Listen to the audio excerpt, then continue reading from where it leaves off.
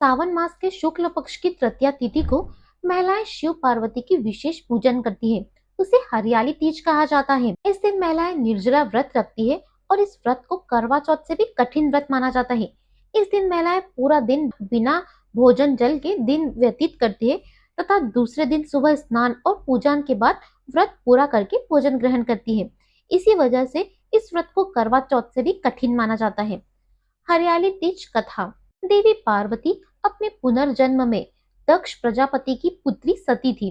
उस समय दक्ष प्रजापति के विरोध और इच्छा विरुद्ध जाकर देवी सती ने महादेव से विवाह किया था। दक्ष प्रजापति भगवान विष्णु से देवी सती का विवाह करवाना चाहते थे, लेकिन देवी सती भगवान शिव को अपना पति मान चुकी थी। अंत में पुत्री की खातिर दक्ष प्रजापति को भगवान शिव के साथ सती का विवाह करवाना पड़ा, लेकिन दक्ष प्रजापति फिर भी शिवद्रोही बने रहे।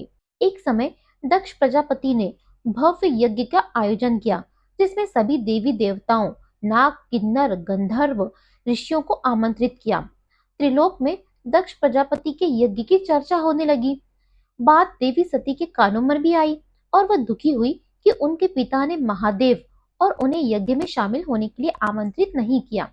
इस बात से देवी सती को बहुत दुख हुआ और वह फिर भी बिना बुलाए पिता के यज्ञ में जाने की जिद करने लगी। महादेव ने देवी सती से कहा कि हे देवी, बिना बुलाए पिता के घर जाने से भी मान सम्मान की हानि होती है, इसीलिए मेरी बात मानो और तुम ना जाओ। लेकिन देवी सती अपनी जिद में शिव की बात को मानने को तैयार न हुई और शिव से कहने लगी कि आप भले न जाएं, लेकिन मैं अपने पिता के यज्ञ में जरूर जाऊंगी। और वह शिव की आज्ञा के बिना ही मायके चली गई। दक्ष प्रजापति ने जब देवी सती को बिन बुलाए आया देखा तो देवी सती और महादेव का बड़ा अपमान किया। उस समय देवी सती को महादेव की बातों का स्मरण हो आया और अपनी भूल पर वो प्रायश्चित करने लगी। सती ने कहा कि महादेव के मना करने के बाद भी मैं यहाँ आई और मेरे कारण मेरे पति का अपमान हुआ है, अतः अब किस मुंह को लेकर शिव के समक्ष जाऊंगी। दुखी और क्रोधित हुई सती उस समय पिता के यज्ञ कुंड में शिव का ध्यान करते हुए कूद गई और सती हो गई। देवी सती के अग्नि कुंड में देह त्याग की सूचना मिलते ही भगवान शिव अत्यंत क्रोधित होकर वीरभद्र को प्रकट किया, जिसने दक्ष प्रजापति के यज्ञ को नष्ट कर दिया। इसके बाद शिवजी घोर साधना में लीन हो गए। इधर देवी सती को भगवान शिव की आज्ञा का उल्लंघन करने का दंड भी मिला और उनका कई जन्म होता रहा। इस तरह देवी सती के 108 जन्म हुए। 107 जन्मों तक वो भगवान शिव को पुनः पति के रूप में पाने के लिए तपस्या करती रही। 108वें जन्म में देवी सती का हिमालय की पुत्री पार्वती के रूप में जन्म हुआ।